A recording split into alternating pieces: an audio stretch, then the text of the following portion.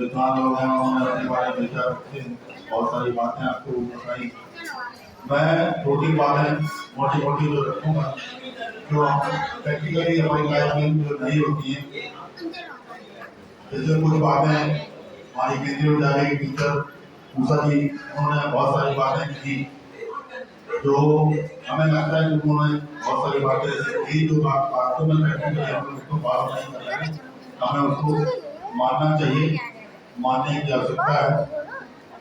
और हमारे समाज को बहुत सारे लोग जो प्रोग्राम में जाते हैं, वो प्रोग्राम करते हैं और मंच पे खड़े होकर बहुत सारी बड़ी बड़ी बातें करते हैं, लेकिन क्या हम बाबा साहब को या भगवान बुद्ध को मान रहे हैं?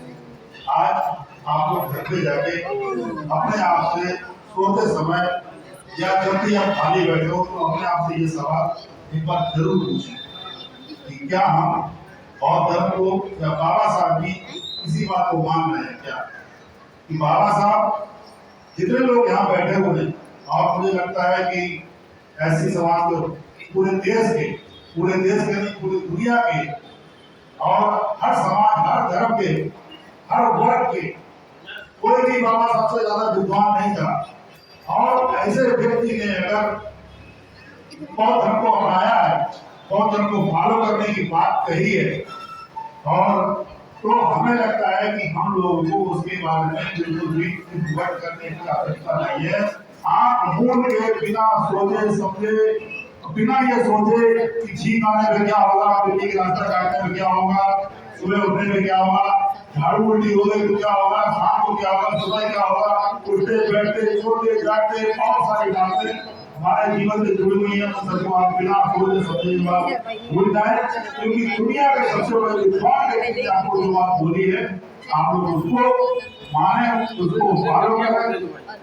लेकिन हमारे समाज में बहुत सारे लोग मन पे आके की बात कहते हैं, बोलते हैं, तकलीफ होती है तो करते तो हैं, थोड़े समय के लिए करते हैं, फिर स्वास्थ्य हो जाते हैं, जीवन में उसी रास्ते चलने लगते हैं, और फिर थोड़ी देर बाद फिर आते हैं, फिर कहते हैं।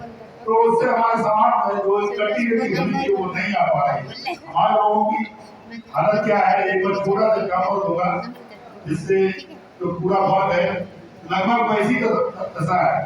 एक छोटा सा एग्जाम्पल है, एक ढाबे पे एक तखत पड़ा हुआ था, वहाँ खाना खाने गए तो वहाँ अगर कोई कुत्ता बैठा हुआ था, तो कुत्ता थोड़ी देर बैठा रहता है और फिर बैठा थोड़ी देर खड़ा होकर फिर एकदम से चिल्लाने लगता है, भागते हैं और फिर बैठ जाता है, फिर थोड़ी देर बैठा रहता है, फिर चिल्लाने लगता है।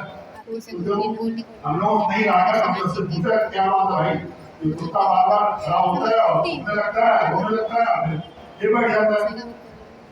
बोला भैया ये जहाँ बैठा हुआ है उसके जो है एक कील लगी हुई है, वहाँ पे कील लगी हुई, उसकी चुभती है, जब उसको चुभती है तो वो एकदम से खड़ा होकर चिल्लाने लगता है, रोने लगता है। तो मैं कहा ये जब उसकी कील चुभती है तो कील दूसरी जगह क्यों नहीं बैठ जाता? बोला कील इतनी भी नहीं चुभती कि जो दूसरी जगह बैठे हो। तो हिंदू धर्म की जो कील है हमारे दिलो दिमाग में चुभ तो रही है, लेकिन हम उसको मान नहीं पा रहे हैं, उसको हटा नहीं पा रहे हैं, और हम लोग बार बार उसी जगह बैठ जा रहे हैं। और जैसे वो बुरा लगता है कि अरे उसने डॉक्टर ने मारा, ब्राह्मण ने मारा, इसने मारा, उसने मारा, तो हमें याद आता है कि भगवान बुद्ध ने क्या कहा था, बाबा साहब ने क्या कहा था, तो वो सारी बातें याद आती है। यहाँ पे तकलीफ चिल्लाते हैं और फिर बात वही जाएगा, फिर वही बात बदल लगती है।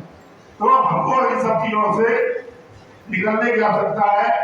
और सीधी सी बात है कि दुनिया के सबसे विद्वान आदमी ने कहा है, आप उसको मानो, आप उसको फॉलो करो, यही मेरी आप सबसे प्रार्थना है, विनती है, यही मेरा आग्रह है आप सबसे। धन्यवाद। जय भीम। काम होता है।